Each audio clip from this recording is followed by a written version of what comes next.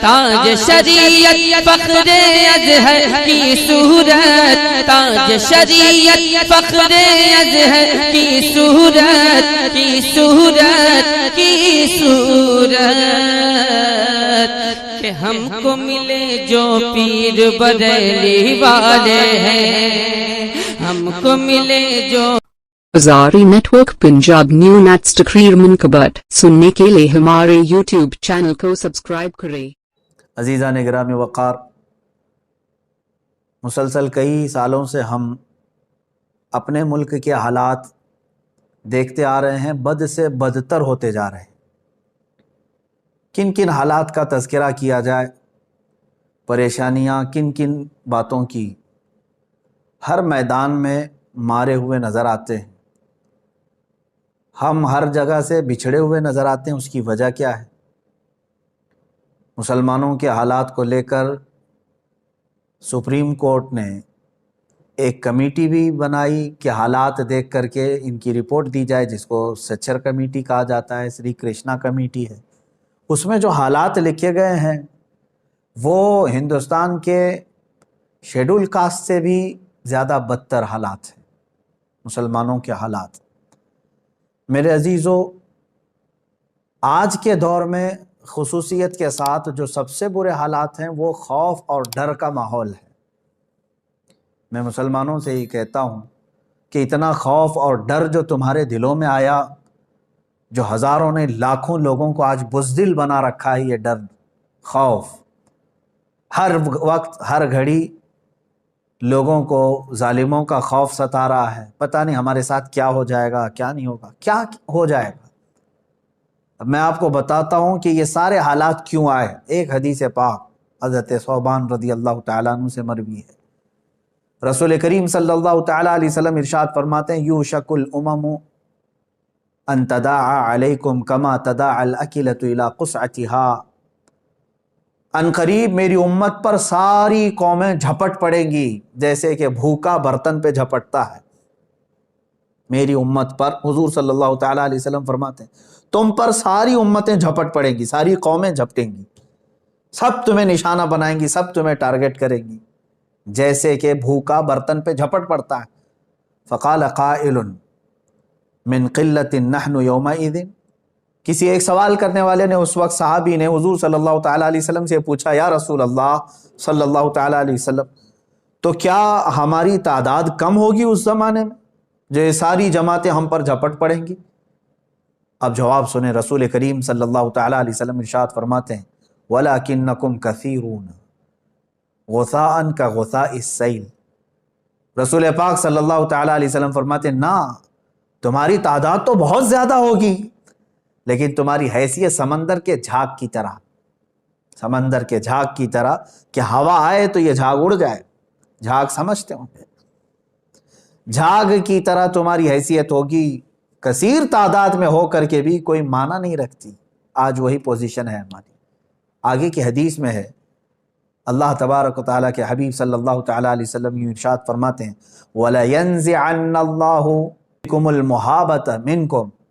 حضور پاک صلی اللہ تعالیٰ علیہ وسلم ارشاد فرماتے ہیں کہ تمہارے دلوں سے اللہ تبارک و تعالیٰ، جو تمہارے اوپر اللہ تعالیٰ نے ایک رعب رکھا ہے کافروں کے اوپر، وہ رعب ہٹا دے گا، تمہارا رعب ختم کر دیا جائے گا۔ وَلَيَقْذِفَنَّ اللَّهُ فِي قُلُوبِكُمُ الْوَهْنَ، اور تمہارے دلوں پر اللہ تعالیٰ خوف طاری کر دے گا، ڈر بٹھا دے گا، وہن آ جائے گا تمہارے اندر۔ جو پہلے سے دشمنان اسلام تم سے جو خوف رکھتے تھے وہ خوف ختم کر دیا جائے گا اور تمہارے دلوں میں وہن پیدا کیا جائے گا۔ پوچھا گیا وہن کیا ہے؟ اب یہی آتی ہے، اللہ کے حبیب صلی اللہ علیہ وسلم فرماتے ہیں، حب الدنیا و کراہیت الموت، دنیا سے بے پناہ لگاؤ رکھتا ہے اور مرنے سے خوف کھاتا ہے، مرنے سے ڈرتا ہے۔ یہ دو چیزیں تو مسلمان کی ہے ہی نہیں میرے عزیزو، دنیا میں مگن ہو جانا اور موت سے غفلت۔ ہمارے لیے موت تو رسول پاک صلی اللہ تعالیٰ علیہ وسلم کے دیدار کا ایک ذریعہ ہے، رب ذوالجلال سے ملاقات کا ذریعہ ہے۔ مسلمان کے لیے موت خوف کا سامان نہیں ہے۔ یہ دو چیزیں جب کسی کے دل میں آ جاتی ہیں، حب الدنیا، دنیا کی محبت، اور پھر موت سے بھاگنا، تو سمجھ لو تمہارے دلوں میں اللہ تعالیٰ دشمنان اسلام کا خوف بٹھاتا ہے۔ آج یہ جو خوف کا ماحول طاری ہے وہ دو وجوہات سے، اس کی دو وجوہات ہیں، یہی ہے حب الدنیا و کراہیت الموت۔ باہر نکلو ان تمام چیزوں سے، باہر نکل آؤ۔ مسلمان کے لیے تو علامہ اقبال نے کہا تھا کہ وہ صحابہ جو نہتے ہوتے تھے رسول پاک صلی اللہ تعالیٰ علیہ وسلم کے ساتھ چل پڑتے تھے، ان کے سینوں میں ذرا خوف کہیں خوف ہے؟ ارے لکڑیاں لے کر کے بدر میں آ گئے، خوف نام کی کوئی چیز نہیں، سامنے ایک بڑا لشکر جرار ہے، خوف بالکل نہیں تھا۔ وجہ کیا ہے؟ دیکھیں جب موت کا اور مرنے کا ڈر ساری طاری ہو جاتا ہے تو ہزار ہیلے بہانے اور مصلحتوں میں گھر جاتا ہے، پھر وہ بے غیرت ہو جاتا ہے، وہ ہر چیز کو برداشت کرنے لگ جاتا ہے، جیسے آج ہماری حالت ہے، ہر چیز کو برداشت کرنے لگ گئے، ہر چیز کو۔ کیا نہیں برداشت کر رہے آج آپ لوگ، کیا نہیں برداشت کر رہے؟ اب انتظار کرو اور اس سے بھی خطرناک چیزیں تمہیں دیکھنے کی ہیں۔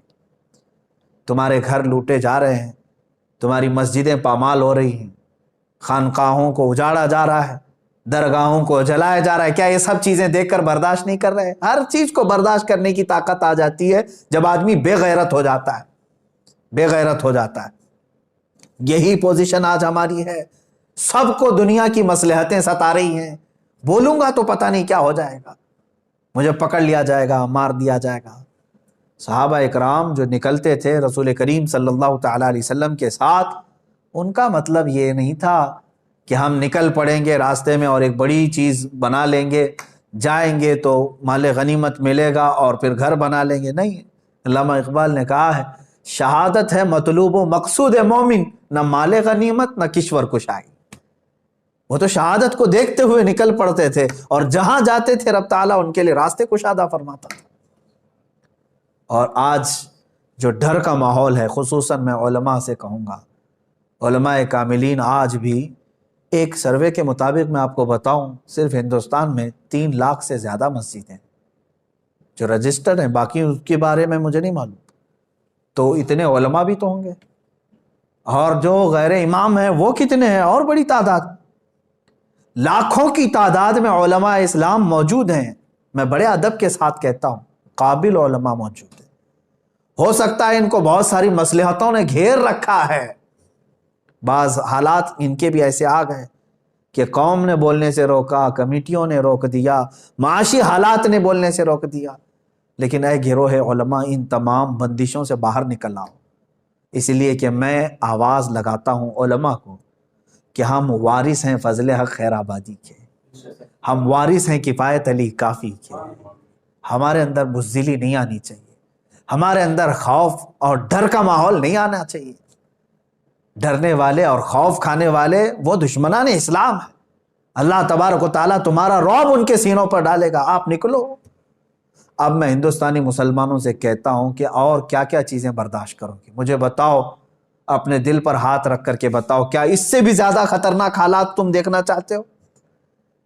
تم نے کیا نہیں دیکھا؟ چند سالوں پہلے ہماری مسجدیں شہید ہوئی تو آواز اٹھاتے رہے، کئی لوگ شہید بھی ہو گئے ایک مسجد کے نام پر، لیکن اب کے حالات دیکھیں، غیرت مار دیا انہوں نے، دنیا کی لالچ دے دے کر کے یا سیاست میں ان کو بانٹ بانٹ کر کے ایسی غیرت مار دیا کہ اب تو ہماری مسجدوں کے سینے پر کھڑے ہو کر کے اگر کوئی دوسرا اپنے مندر بنا لے تو کسی کو کچھ فرق نہیں پڑتا۔ آج میرے عزیزو یہ حالات بھی آج کے نہیں ہیں ہندوستان میں، نا انصافی پہ نا انصافی ہے۔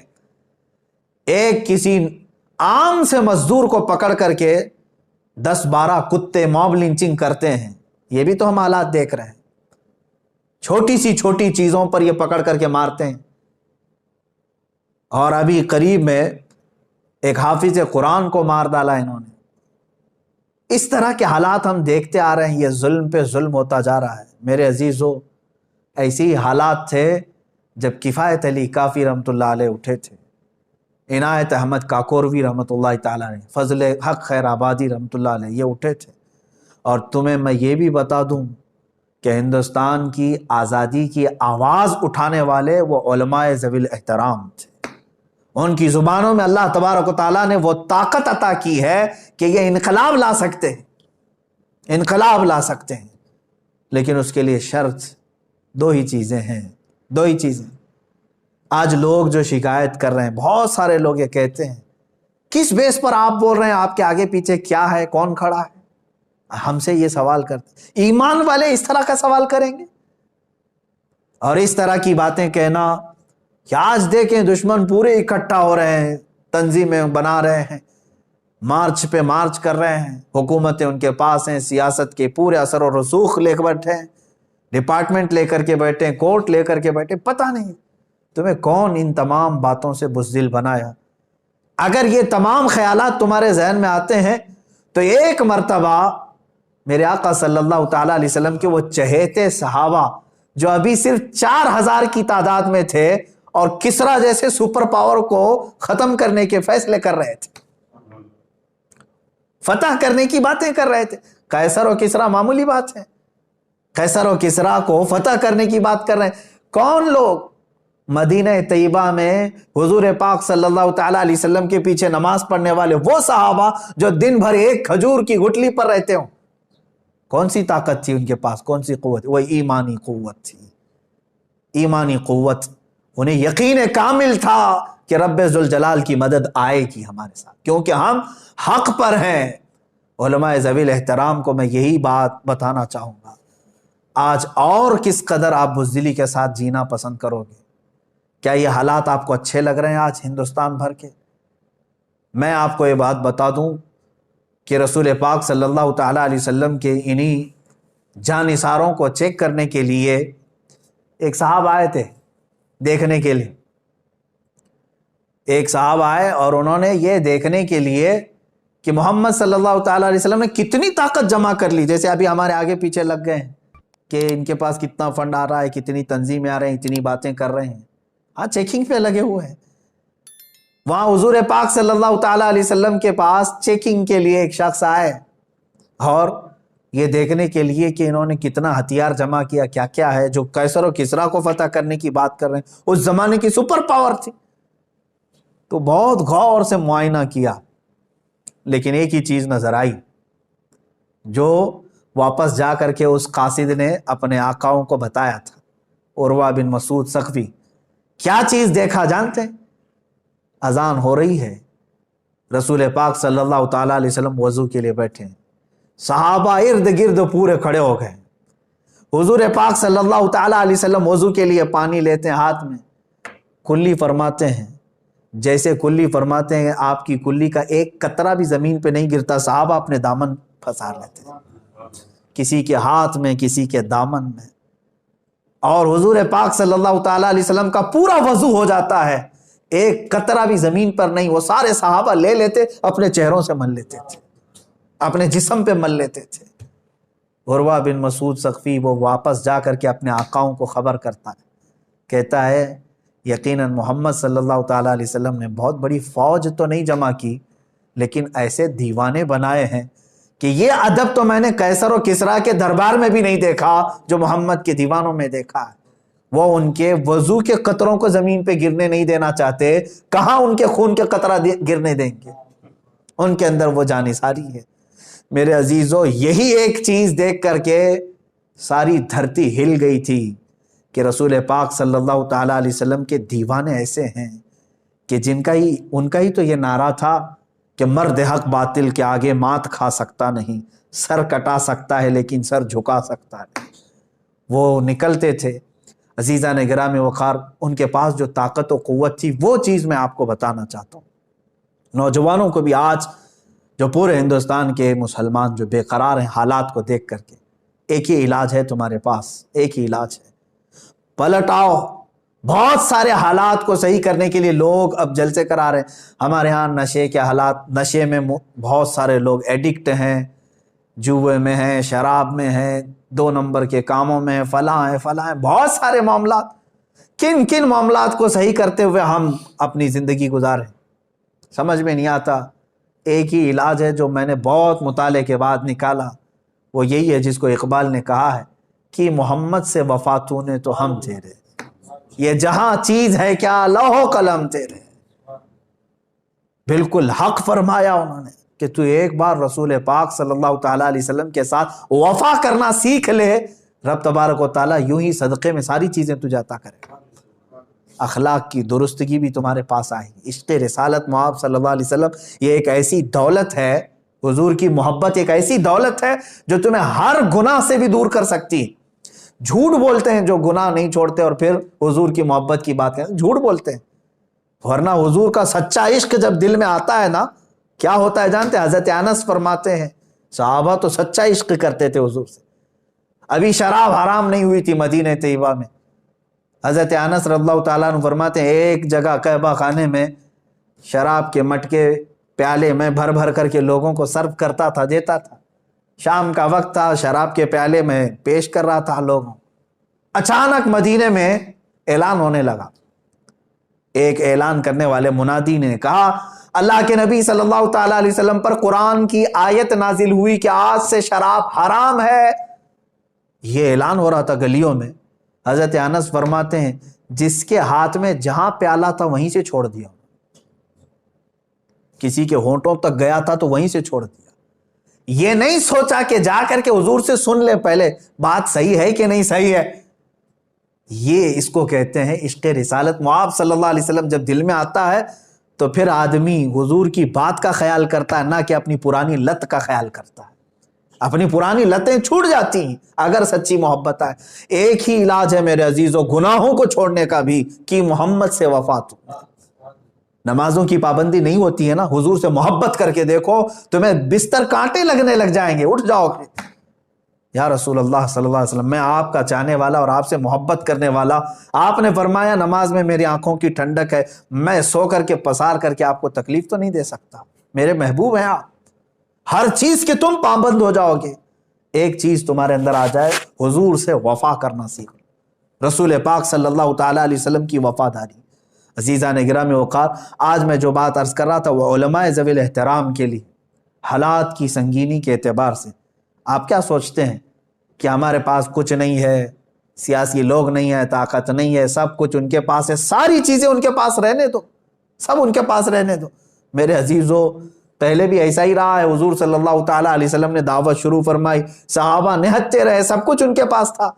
ارے بدر کے میدان میں رات بھر طبلے بج رہے تھے، رقص و سرور کی محفلیں ہو رہی تھی اور گوشت بھونے جا رہے تھے، اور ادھر صحابہ اکرام رضوان اللہ تعالیٰ علیہ مجمعین بغیر چپل کے ہیں، اکثر کے ہاتھ میں تلواریں نہیں ہیں، سونے کے لیے ان کے پاس کوئی چیز نہیں ہے، سب کچھ ہونے کے باوجود بھی رب ذوالجلال نے فتح یابی کسے عطا فرمائی، پوری تاریخ جانتی ہے۔ اب اس کے لیے ہونا کیا چاہیے تمہارے پاس؟ ہونا کیا چاہیے؟ وہ دو چیزیں ہیں جن کو اقبال نے کہا ہے، دو بہت عظیم تلواریں ہیں تمہارے پاس، یقین محکم عمل پہ ہم، جہاد زندگانی میں ہے یہ مردوں کی شمشیریں۔ دو چیزیں تمہارے پاس اگر آ گئی، پختہ یقین اللہ کی ذات پر اور میرے رسول پاک صلی اللہ تعالیٰ علیہ وسلم کی ذات پر کہ میں کسی اور کا کتا نہیں، میں رسول پاک صلی اللہ علیہ وسلم کا وفادار ہوں۔ حضرت سفینہ رضی اللہ تعالیٰ عنہ ایک صحابی ہیں، وہ جنگل میں گئے تھے، راستہ بھٹک گئے تھے، ایک شیر دہاڑتا ہوا آ گیا، شیر، جنگل کا شیر دہاڑتا ہوا آ گیا، تو جیسے ہی وہ قریب آیا تو حضرت سفینہ نے کیا فرمایا جانتے ہیں؟ اس صحابی نے کہا انا مولا رسول اللہ صلی اللہ علیہ وسلم، اتنا کہا میں رسول اللہ کا غلام و خادم ہوں۔ وہ شیر دم ہلاتا ہوا وفادار کتے کی طرح آپ کو مدینے تک چھوڑ گیا۔ میرے عزیزو، یہ اگر تمہارے اندر یقین محکم آ جائے، یقین محکم پختہ یقین آ جائے، تو پھر مجھے وہ اقبال کا شعر یاد آتا ہے، نکل کر کے صحرا سے جس نے الٹ دیا تھا تخت روما کو، نکل کر کے صحرا سے جس نے الٹ دیا تھا تخت روما کو، سنا ہے قدسیوں سے میں نے کہ وہ شیر پھر ہوشیار ہوگا، وہ شیر پھر ہوشیار ہوگا، لیکن اس شیر کو ہوشیار ہونے کے لیے یقین پختہ ہونے کی ضرورت ہے۔ یقین پختہ کرو۔ علماء ذوی الاحترام سے میں بارہا گزارش کرتا ہوں کہ آپ اپنے منصب کا استعمال کرو، آپ نائب رسول ہیں، رسول پاک صلی اللہ تعالیٰ علیہ وسلم کی نیابت کا تاج آپ کے سروں پر رکھا گیا ہے، آج امت آپ کی نگہبانی کی طرف دیکھ رہی ہے۔ اگر ہزار مصلحتوں کے بہانے کرو گے تو یاد رکھنا ایک بڑی بات ہے جو بار بار ہمیں ہلاتی ہے، وہ یہ ہے کہ حضور صلی اللہ تعالیٰ علیہ وسلم کی عزت پر حملے ہو رہے ہوں، جیسے آج ہندوستان کے حالات ہیں۔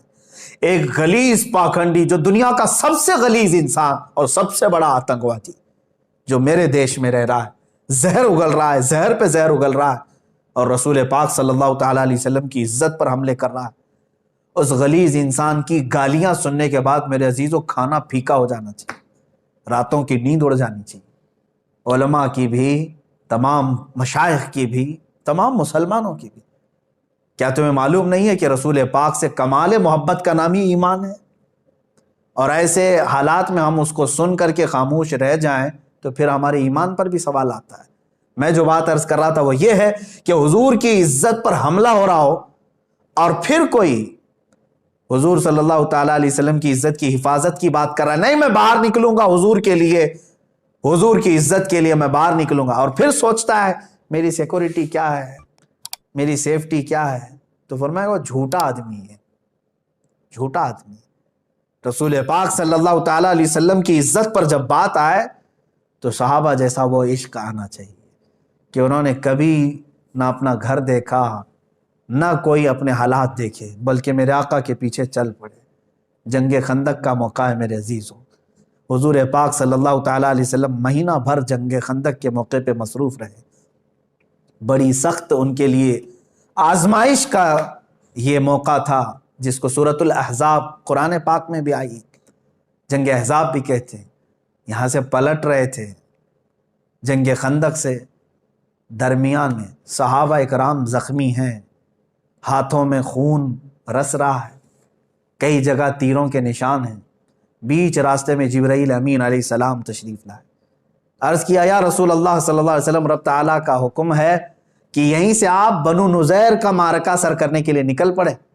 ابھی مدینہ نہیں پہنچے، خندق سے مدینہ صرف 5 کلومیٹر کا فاصلہ ہے، آدھا راستہ طے کیے، جبرائیل امین آئے۔ کتنا ٹائم لگتا مدینے جانے کے لیے؟ حضور پاک صلی اللہ تعالیٰ علیہ وسلم نے صحابہ کو مخاطب کر کے کہا، اے میرے صحابہ، جبرائیل امین آئے ہیں اور کہہ رہے ہیں کہ یہیں سے بنو نذیر کا بھی معرکہ سر کرنا ہے۔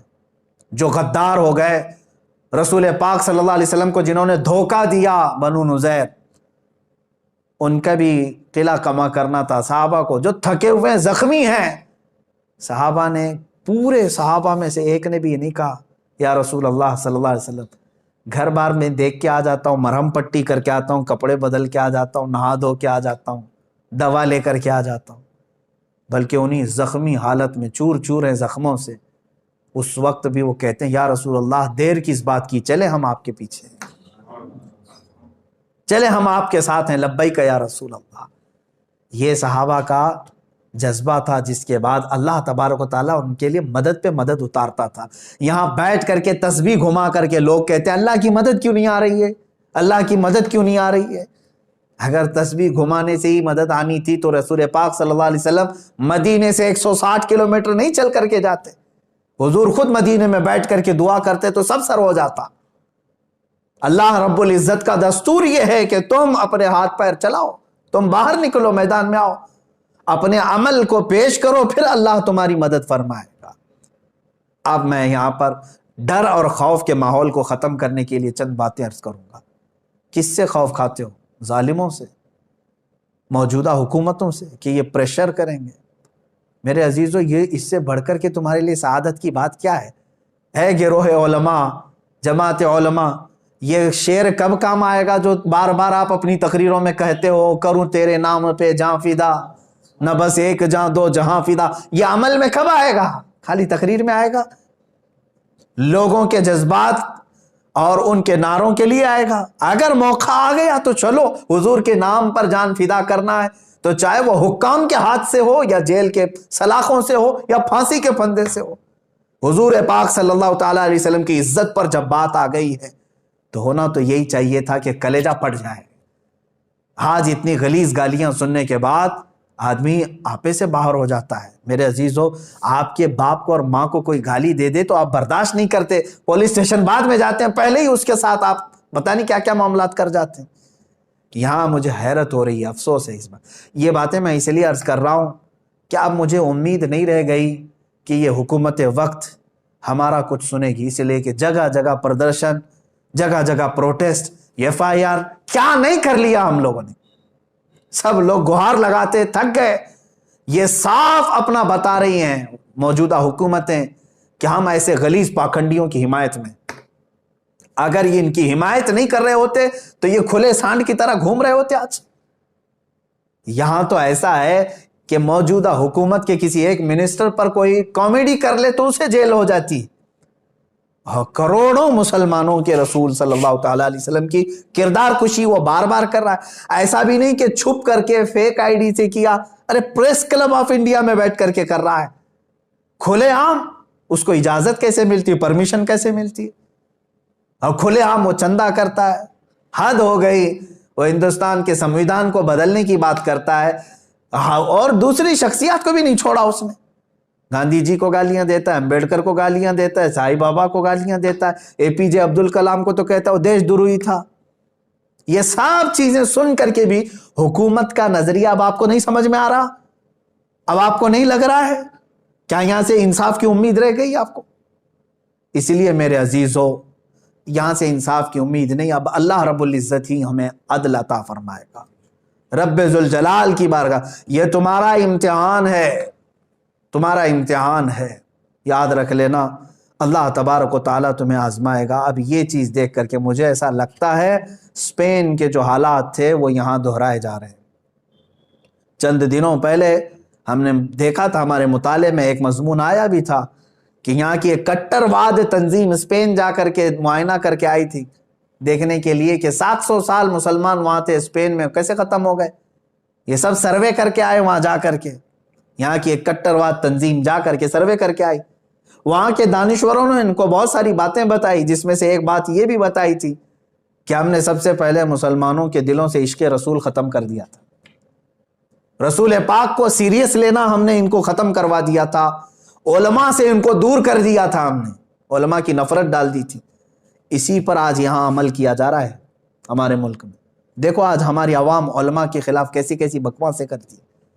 आज के हालात में भी उलमा को ही कोस रहे हैं लोग। मौलाना लोग क्या कर रहे हैं, ज़कात वसूल करते हैं बैठ जाते हैं, चंदे करते हैं बैठ जाते हैं। ये सब तुम्हारी जो जुबानें लंबी हो रही हैं उलमा के बारे में, ये भी एक साजिश के शिकार हो तुम। मेरे अजीजों, ठीक है उलमा अगर कोई सुस्ती कर रहा है, बोलने का एक तरीका होता है। क्या आप अपने बाप को ऐसे ही कहते हैं, बाप मेरा आज घर में क्यों बैठ गया, ड्यूटी पे क्यों नहीं गया? अदब है, तमीज़ है, सलीका है, पूछा जाता है क्या आपको कोई तकलीफ तो नहीं है, मैं आपके साथ खड़ा हो जाऊं, आप भी आगे आ जाइए। यहां के हालात देख करके भी मुझे यही लगता है कि उलमा से इनको दूर किया गया है। बहुत सारे तो हैं उलमा की नफरत में जी रहे हैं आज। दूसरी चीज, इश्क रसूल को खत्म करने का जो एक बहुत बड़ा मिशन चलाया गया था वो भी यहां पर चल रहा है। इसी से अंदाजा लगाओ मेरे अजीजों, आज गलीज गालियां मेरे रसूल पाक को दी गई हैं। पूरे हिंदुस्तान भर में तकरीबन 300 के करीब MLA हैं, इनमें से कितने लोग अपने पावर का इस्तेमाल करके इसकी जुबान रोकने का मुतालबा किए? कौन है? तुमने कौन से नबी का कलमा पढ़ा है, किस रसूल का कलमा पढ़े हो? मैं तमाम जो अहदेदार हैं उनसे पूछता हूं, इनके दिलों में ईमान रह गया कि नहीं रह गया? अब फिर मैं आपको बताता हूं, मैंने एक जुमला कहा था, अगर इस वक्त जो मैं आवाज उठा रहा हूं, जाहिर सी बात है मुझे मेरा अंजाम मालूम है, फिर भी अल्लाह रब्बुल इज्जत की जात, रब्बे जुल जलाल की जात जो चाहे वही होगा।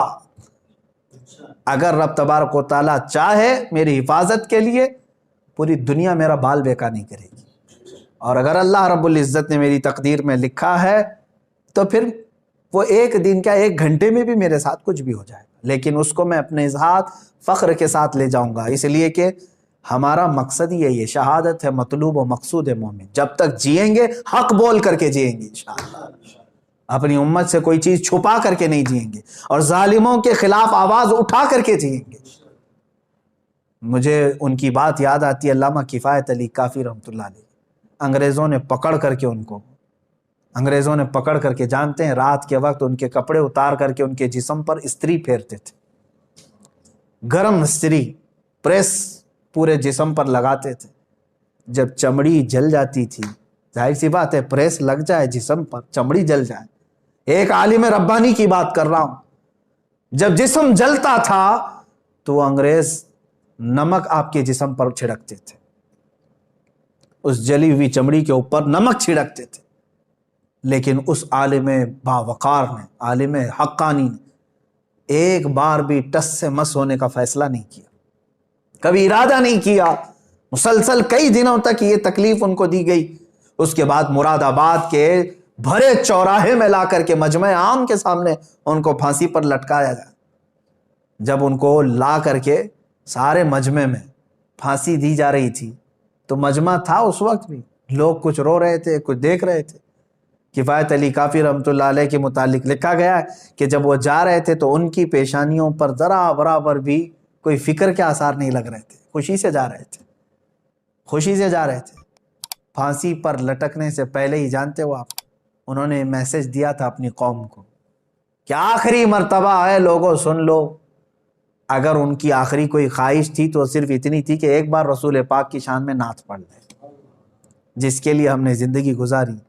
اور کیا کہا بھی کیا انہوں نے، اللہ اکبر، کوئی گل باقی رہے گا نہ چمن رہ جائے گا، پر رسول اللہ کا دین حسن رہ جائے گا۔ سب فنا ہو جائیں گے حشر تک، سب فنا ہو جائیں گے کافی وہ، لیکن حشر تک نام حضرت کا زبانوں پر چلن رہ جائے گا۔ یہ پورا کا پورا سسٹم لے کر کے بھی اسلام کے خلاف کھڑے ہو جائیں۔ ایک پاکھنڈی زہر اگل رہا ہے ایک جگہ گوفے میں بیٹھ کر کے، کیا سمجھتا ہے کہ اسلام کو ہلا دے گا؟ یاد رکھنا، اسلام یہ گڈی گڈے کا کھیل نہیں ہے، اس کی جڑیں تحت الثری میں ہیں اور اس کی شاخیں اوج ثریا پر ہیں۔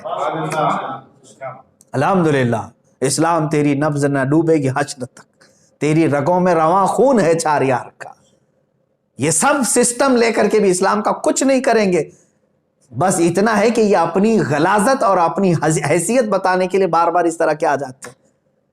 میں یہ کہنا چاہتا ہوں اے علماء ذوی الاحترام سے اور اے سنی مسلمانوں، خوف نہ کرو، ڈرو مت، حق بولنا سیکھو، مصلحتوں سے نکل آؤ۔ ایک دن موت آنی ہے نا ہماری، کیا اس میں بھی تمہیں شک ہے؟ ہو سکتا ہے کہیں چھوٹ جائے گی موت، ہو سکتا ہے بچ جاؤ، اس میں شک ہے؟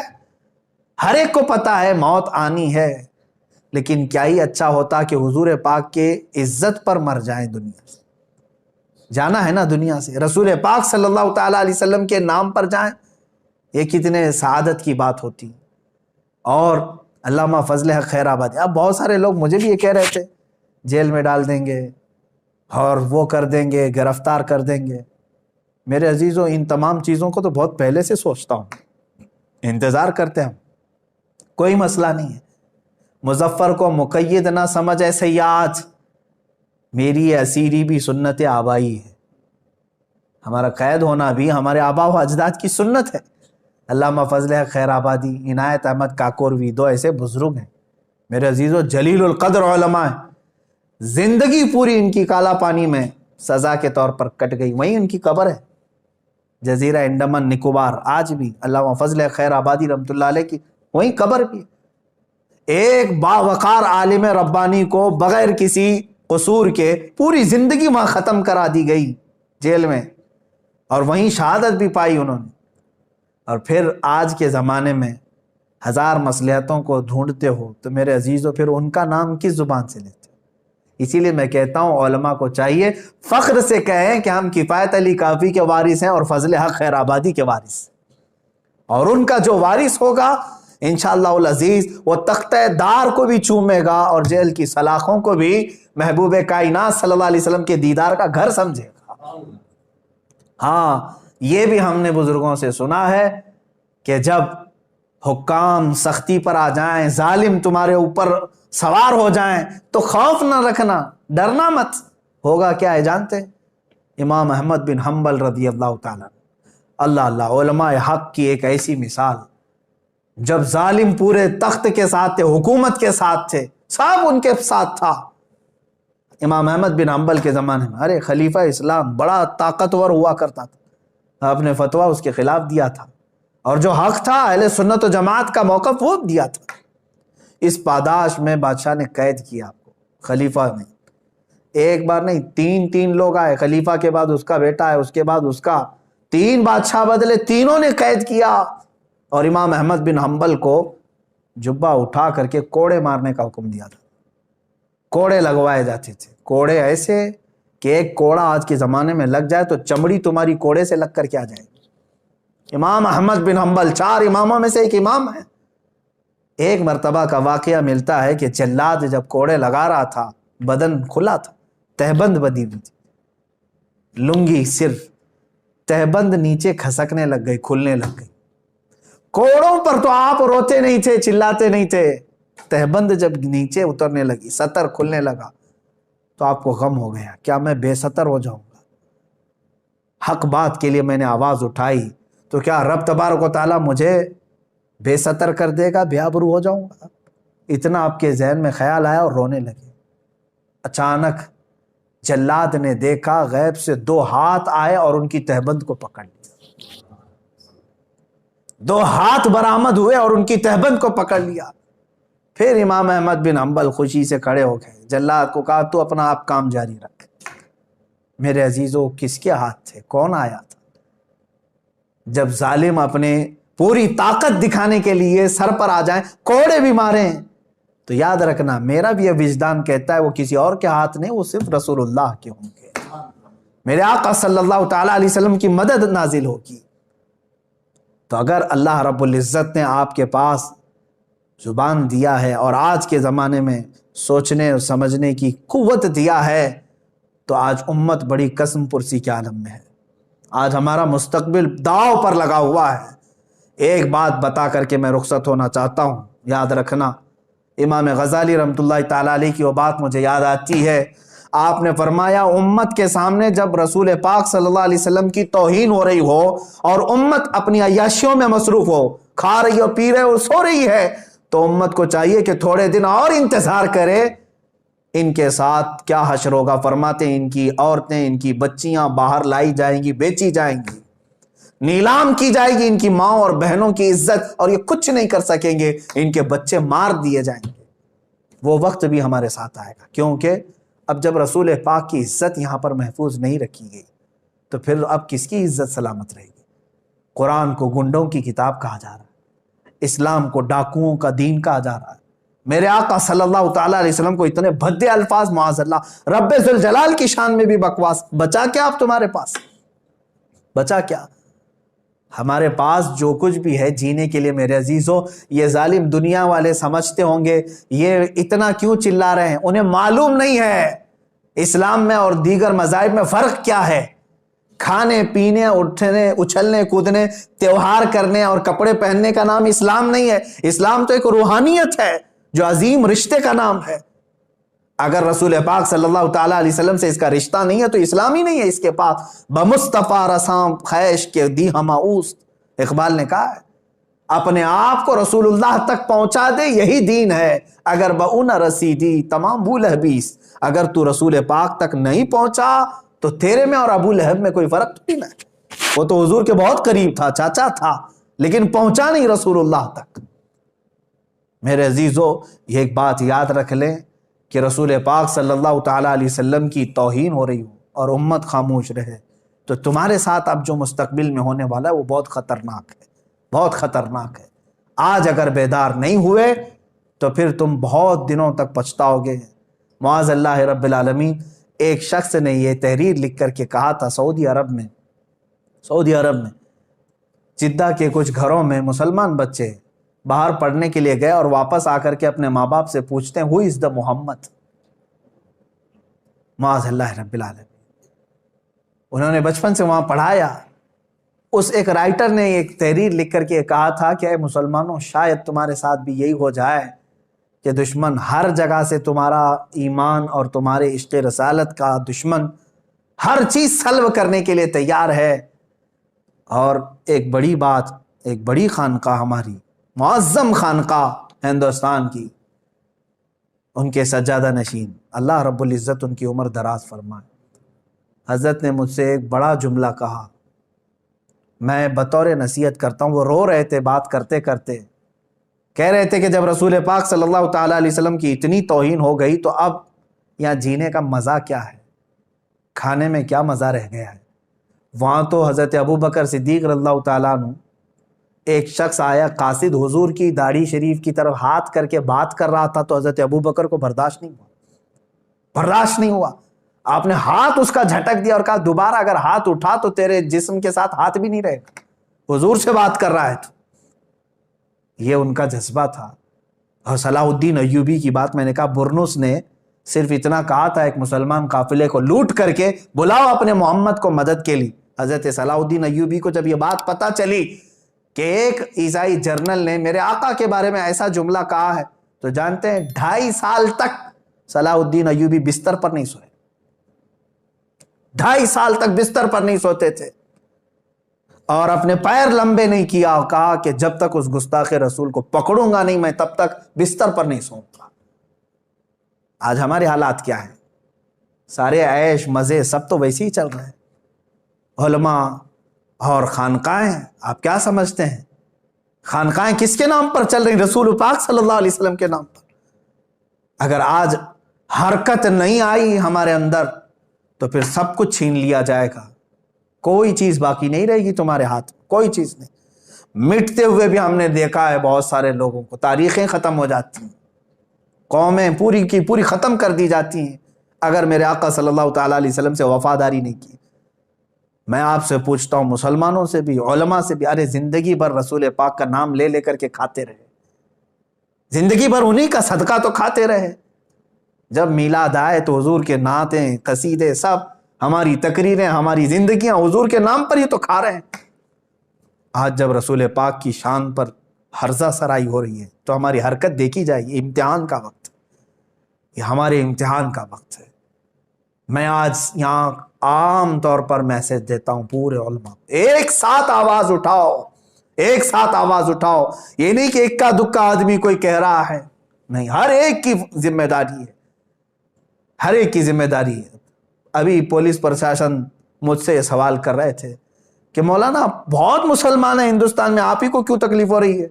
یہ سوال عجیب ہے. میرے عزیزوں، میں نے یہی کہا کہ مجھے دوسروں کا مطلب نہیں ہے، میں سب کا ٹھیکہ لے کر نہیں بیٹھا، لیکن مجھے درد ہوا، میں آواز اٹھایا. میں یہاں سے یہ کہنا چاہتا ہوں کہ سارے مسلمانوں کو درد ہو، آواز اٹھائیں کہ یہ بند کیا جانا چاہیے، یہ ناٹک بند کیا جائے اور ایسے لوگوں کو کھلے عام نہیں چھوڑا جانا چاہیے، پاگل کتوں کو اندر بند کر دینا چاہیے. یہ آواز کیوں نہیں اٹھاتی؟ حکومت وقت سے مطالبہ کیوں نہیں کیا جاتا؟ سخت سے سخت ایکشن لینے کا مطالبہ کیوں نہیں کرتے؟ میرے عزیز، میں مانتا ہوں علماء اپنے تئیں سب کر رہے ہیں، میں کسی کا انکاری نہیں ہوں. الحمدللہ ہماری خانقاہیں اپنے لیٹر پیڈ سے احتجاج کر رہی ہیں، یا میدان میں آ کر کے احتجاج کر رہی ہیں، یا اپنی تقریروں سے احتجاج کر رہے ہیں، لیکن اس آواز کو مؤثر بنائیں. وہ مؤثر بنانے کے لیے اپنے دلوں سے خوف نکال دیں. اس لیے کہ میرے آقا صلی اللہ تعالیٰ علیہ وسلم نے فرمایا، افضل الجہاد کلمۃ الحق عند السلطان الجائر. سب سے افضل جہاد ظالم بادشاہ کے سامنے حق بات کرنا. آج تمہارے پاس یہی موقع ہے، حق بات بولو اور سر چڑھ کر کے بولو. اس لیے کہ ہم اپنے گھر کی بات نہیں کر رہے. عزیزان گرامی وقار، بات بہت طویل ہو گئی. آج کے حالات کے اعتبار سے میں پورے لوگوں کو یہ کہنا چاہوں گا، مستقبل تمہارا بہت خطرے میں ہے. نہ سنبھلو گے تو مٹ جاؤ گے. اے ہندی مسلمانوں، تمہاری داستان تک نہ رہے گی داستانوں میں، تمہاری داستان تک نہ رہے گی داستانوں میں. تم اگر صرف خرافات میں رہ گئے آج، واہیات میں رہ گئے اگر آج، تو پھر یاد رکھو تمہارا سخت ترین سوال ہوگا، تم سے سخت ترین پوچھ تاچھ ہوگی اللہ کی بارگاہ میں. رسول کریم صلی اللہ تعالیٰ علیہ وسلم کی عزت کی خاطر تم کیا کرتے تھے؟ یہ سوال تو ہوگا میرے عزیز. علماء سے بھی ہوگا، مشائخ سے بھی ہوگا، جوانوں سے بھی ہوگا، سب سے ہوگا. ہاں، جو بات میں کہہ رہا تھا وہ بیچ میں بھول گیا. بڑی خانقاہ کے بڑے بزرگ ہیں، اللہ انہیں سلامت رکھے، انہوں نے ایک بات یہ کہا کہ مولانا اب تو مجھے ایسا لگ رہا ہے کہ بزدلی ایسی چھا گئی ہے کہ اب تو شادیاں ہماری ہوں یا ہم اپنے بچے پیدا کریں کس کام کے. میں نے کہا حضرت ایسی مایوسی کی بات کیوں کر رہے ہیں؟ کہا اس لیے کہ شرم آتی ہے اور حیا آتی ہے کہ آج حضور پاک صلی اللہ تعالیٰ علیہ وسلم کو برسر عام گالیاں دی جا رہی ہیں. اب تک ایسا نہیں ہوتا تھا. چھپ کر کے فیک آئی ڈی میں کوئی بول دیا, ادھر سے ادھر کہیں کتابوں میں, یا کوئی چھوٹا موٹا ادھر ادھر, لیکن اب پوری حکومت کی پشت پناہی کے ساتھ اس کو ساری مدد فراہم کی گئی ہے. ارے باڈی گارڈ ہیں پورے جس کے آس پاس, اور اس سے زہر اگلوایا جا رہا ہے. تو حضرت نے یہ فرمایا کہ اب ہمارے سامنے جب اس قدر غلاظت بکی جا رہی ہے تو پھر اس طرح کی بزدل بچے پیدا کر کے کیا مطلب, کیا رہ جاتا ہے. لیکن میرے عزیزو, یہ بہت بڑی بات ہے. اگر اسی طرح سے تم بزدل رہو گے تو ایک بات یاد رکھ لینا, منتشر ہوگے تو کستوں میں صفایا ہوگا, متحد رہو گے تو کہلاؤ گے مومن و غازی. انشاءاللہ العزیز رب تبارک و تعالیٰ کی مدد آئے گی, ضرور آئے گی. 100% سے بھی زیادہ ہمیں یقین ہے کہ مولا ہماری مدد فرمائے گا. لیکن شرط یہ ہے, ان کنتم مؤمنین, تم رسول پاک سے وفا کرنا سیکھ جاؤ. تم ساری چیزیں, غلط چیزیں چھوڑو اور کہو ابھی امی فدا کا یا رسول اللہ, اے اللہ کے رسول میں اپنا سب کچھ آپ پر نثار کرتا ہوں, قربان کرتا ہوں. دیکھو پھر اللہ کی مدد کیسے آئے گی. رب تبارک و تعالیٰ کہنے سننے سے زیادہ ہمیں عمل کی توفیق عطا فرمائے. رسول کریم صلی اللہ تعالیٰ علیہ وسلم کی بارگاہ میں ہم سب کو مولا تعالیٰ سرخرو رکھنے کی توفیق عطا فرمائے. وآخر دعوانا ان الحمدللہ. بازاری نیٹ ورک پنجاب نیو نیٹس تقریر منقبت سننے کے لیے ہمارے یوٹیوب چینل کو سبسکرائب کریں.